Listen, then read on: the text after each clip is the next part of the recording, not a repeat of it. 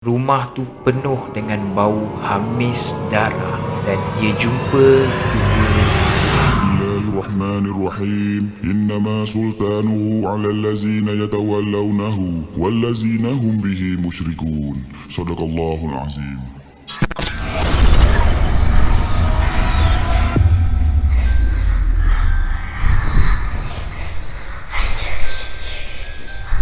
Assalamualaikum. Nama aku Ray. Hari ni berbeza sikit dengan cerita-cerita seram aku yang lain. Hari ni aku nak cerita pasal satu kes pembunuhan dan sampai sekarang rumah di mana berlakunya pembunuhan tu masih berhantu. Sebelum aku mulakan, jangan lupa tekan button like dengan subscribe dekat bawah. Sebelum aku dive sejarah mistik ataupun benda-benda mistik yang terjadi dekat rumah ni, aku akan cerita kat korang apa yang terjadi dekat rumah. Dekat rumah ni ada sekeluarga dan dua orang kawan diorang yang dah dibunuh dengan rapak dan kesemua mangsa kepala diorang terbelah. Kes ni terjadi pada 10 Jun 1912. Rumah Villisca ni dia dibina pada tahun 1868 dan pada tahun 1903 ada seorang ahli perniagaan yang beli rumah ni. Orang tu adalah Josiah B. Moore. Dekat rumah ni dia tinggal dengan isteri dan 4 orang anak dia, iaitu isteri dia Sarah dan anak-anak dia iaitu Herman, Catherine, Boyd dan Paul. Diorang duduk kat situ happy tau dan rapat dengan jiran-jiran. Diorang paling rapat dengan Mary Peckham. Pada satu malam tu, iaitu 9 Jun 1912, keluarga Josiah baru balik daripada gereja sebab ada charity event dekat gereja tu. Dan pada malam tu ada dua orang kawan Catherine ikut diorang balik sebab Catherine ajak dua orang kawan dia ni untuk sleepover ataupun tidur dekat rumah dia orang lah. Dua orang kawan dia tu bernama Lina dan Aina Stirling. Pada pagi 10 Jun 1912 tu, Mary ni, jiran dia, bangun pukul 5 pagi. Dia perasan yang tak ada seorang pun yang keluar daripada rumah Josiah dan tak ada tanda-tanda yang diorang dah bangun dari tidur. Sebab selalunya pukul 5 pagi rumah tu dah terang dan mak ayah Josiah dengan Sarah ni dah bangun dan buat kerja. Pada mulanya Mary ni macam tak ada apa kot. Tapi tiba-tiba kuda Josiah ni dia menjerit tau. So Mary pun pergilah dekat rumah Josiah tu. Dia ketuk pintu. Bila dia ketuk pintu, tak ada jawapan. Bila tak ada jawapan, dia cubalah untuk buka pintu tu, tapi pintu tu dikunci. So Mary ni dia ambil keputusan untuk telefon abang kepada Josiah, iaitu Ross. So dalam pukul 8.30 Ross ni sampai rumah diorang dan dia pun buka pintu depan dengan kunci spare yang Josiah tinggalkan kat dia. Dan alangkah terkejutnya Ross sebab bila dia masuk rumah tu penuh dengan bau hamis darah dan dia jumpa dua mayat, iaitu mayat Lina dan Aina Stirling, kawan kepada Catherine yang tidur dekat rumah diorang. Keadaan mayat tu berlumuran darah dan kepala dia terbelah dua. Kemudian Ross pergilah tengok dekat bilik tidur atas dan dia jumpa yang semua keluarga Mo dah mati dibunuh. Lepas tu Ross ni hubungi pihak polis dan polis take over untuk menyiasat kes ni dengan lebih lanjut. Tapi setakat sekarang tahun 2021, kes ni masih lagi tak diselesaikan. Ada satu perkara yang pelik sebab polis jumpa daging babi yang dibalut dengan tuala. Daging tu dia letak dekat dalam bilik Aina dan Lina Stirling. So, polis ada syak juga yang mungkin kes ni adalah sebab dendam. Sebab tak ada bukti yang berlakunya apa-apa kecurian. Sebab polis jumpa dompet, duit dan barang-barang kemas milik keluarga Mo. Semua mayat-mayat tu pembunuh tu tutup dengan selimut. Dan dekat bilik di mana Josiah dan Sarah tidur, pembunuh tu siap tutup cermin dengan kain. Tapi yang sangat peliknya, macam mana seseorang boleh bunuh 8 orang tanpa sebarang saksi yang ada dengar ataupun nampak apa-apa. Pembunuh tu punya kejam. Lepas bunuh keluarga Mo, pembunuh tu pergi ke dapur dan buat sarapan. Sebab ada pinggan yang berisi sisa makanan dan putung rokok. Dan juga ada tapak kasut yang berdarah yang menunjukkan pembunuh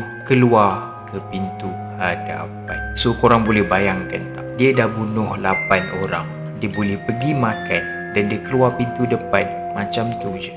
Dan yang peliknya, tak ada seorang pun yang nampak atau dengar apa-apa, including jiran dia yang duduk kat sebelah. Dan senjata pembunuhan ataupun kapak tu dia tinggalkan kat dalam rumah. Polis siasat kes ni dan diorang rasa yang pembunuh dah masuk kat rumah keluarga Mo sebelum diorang balik. Dan dia duduk menyorok di atap bumbung rumah mereka. Ada banyak sebab yang kes ni unsolved. Antaranya bagi akulah, bila kes ni terjadi, sebelum polis datang, ramai orang ataupun penduduk setempat dah pergi ke rumah tu. Dan diorang siap masuk ke rumah tu dan tengok mayat yang bergelimpangan berdarah.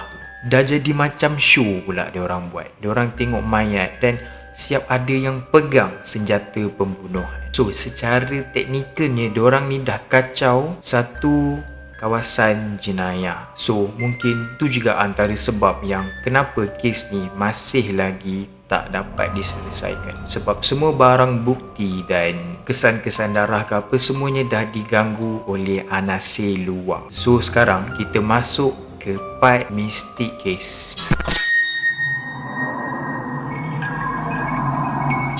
So disebabkan kes ni sangat-sangat mengerikan, so ramai sangat paranormal punya tim pergi ke rumah ni untuk menyiasat. So ni antara benda yang diorang dapat. Lepas beberapa tahun kes pembunuhan tu, rumah ni dijaga oleh Johnny Hauser. Dan satu hari tu Johnny Hauser ni dia masuklah kat rumah Veliska ni untuk check kan, untuk tengok kalau ada apa-apa rosak ke apa. Dan dia cerita sendiri yang bila dia masuk, dia kunci pintu dapur. Kemudian bila dia dah kunci pintu dapur, dia naik ke atas ke bilik anak-anak Mo.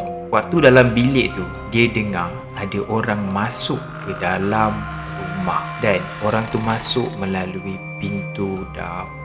So Johnny ni mula-mula dia ingat ni penceroboh ataupun penjenayah lah. So dia menyorok kat dalam almari dalam bilik tu. Dia tunggu tau. Dia tunggu sampailah dia dengar tapak kaki tu naik ke atas dan tapak kaki tu masuk dalam bilik yang Johnny ni tengah menyorok. Bila Johnny ni sure yang betul-betul tapak kaki ni kuat dan ada kat depan dia, dia terajah pintu almari tu. Tapi guys, bila dia buat macam tu, rupanya tak ada siapa-siapa. Means tapak kaki siapa yang dia dengar. Dan ada satu lagi yang Johnny ni cerita. Ada satu keluarga yang menyewa dekat dalam rumah tu. Ada seorang lelaki dan mak ayah dia yang dah tua lah. Johnny ni perasan yang lelaki ni dia ada satu pisau Rambo tu dekat tali pinggang dia. Tapi Johnny ni tak ada syak apa-apa lah. And lepas diorang check in, Johnny pun balik ke rumah dia. Alangkah terkejutnya sebab keesokan harinya guys, ada orang bagi tahu Johnny yang lelaki malam tadi yang check in dekat rumah Veliska tu ditemui terbaring dalam lumpukan darah dia dan pisau yang dia bawa tertusuk dekat dada dia.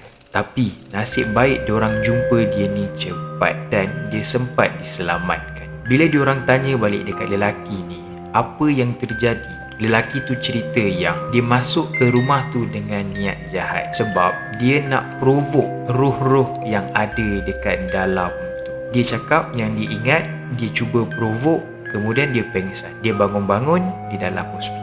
So dia tak ingat apa yang jadi kat dia dan kenapa pisau tu tertikam dekat badan dia. Dan doktor cakap kesan luka tu adalah kesan luka yang dibuat sendiri. Means dia tikam diri dia. Dan pada tahun 2009 ada seorang penyiasat ni dia datang ke rumah Veliska ni, dia main Ouija board sebab dia nak bercakap dengan entiti ataupun roh-roh yang ada dalam rumah tu. So dia ni set up 2 lampu sulung, satu kat kiri, satu kat kanan, dan dia letak kat atas meja. So dia akan tanya soalan kepada roh-roh tu dan dia akan suruh entiti ni jawab dengan padamkan lampu dekat atas meja. Contohnya, kalau kau ada, padamkan lampu suduh belah kanan. Dan yang paling menyeramkan, kesemua soalan yang ditanya, entiti dalam rumah tu menjawab. Maknanya, entiti dalam rumah tu padam salah satu lampu yang diorang letak dekat atas meja. Entiti yang diorang cuba kontak tu melalui Ouija board adalah Lina dan Aina Stillinger. So mungkin Aina dan Lina Stillinger dah jawab semua soalan-soalan yang diorang tanya. Dan ada lagi satu kisah daripada penyiasat. Ada 2 orang penyiasat daripada BuzzFeed Channel. Diorang sendiri pergi ke rumah Veliska ni untuk merasa apa yang paranormal investigator lain rasa. Diorang ada bawa satu alat. Nama alat ni Spirit Box. Spirit Box ni akan go through various radio channel. Dia akan go through dengan sangat laju tau. So maknanya dalam satu saat dia akan go through lebih daripada 5 buah stesen radio. Okay, firstly, diorang gunakan Spirit Box ni dekat bilik Lina dan Aina Stillinger dibunuh. Dan ini antara suara yang diorang rasa. Right now I'm reaching out to whoever murdered in this house. Why did you do it? Hey! Can you tell me your names if you're here? Okay, Shane dengan Ryan ni pun diorang ada buat apa yang penyiasat sebelum ni buat, which is diorang set up 2 lampu sulung dan diorang letakkan atas satu meja. Dan dua-dua lampu tu diorang nyalakan. Dan bila diorang tanya soalan, ini yang terjadi. There's something in here right now. Please turn off the black one while turning on the blue one. We want to see them switch. Exactly. Oh. Come on. You really commanded. Let's just turn off that sexy little black flashlight. Oh. Look, we've heard lots of reports that whatever's in here loves playing with these flashlights. Kemudian, diorang ni bergerak ke bilik tidur mak dan ayah, iaitu Josiah dan Sarah Moore. Dan ini antara suara-suara yang diorang terakam dekat dalam bilik. Why did you do what you did?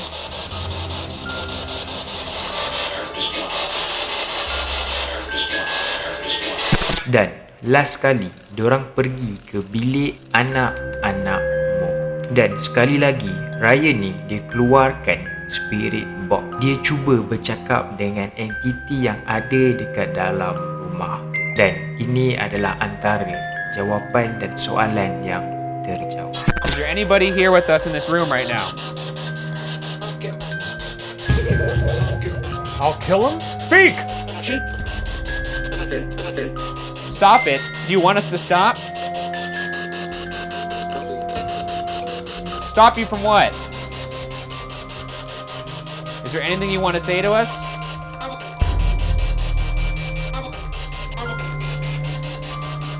Huh? So, kalau korang nak tengok video full penyiasatan Ryan dan Shane, aku ada share kat link video mereka dekat description kat bawah.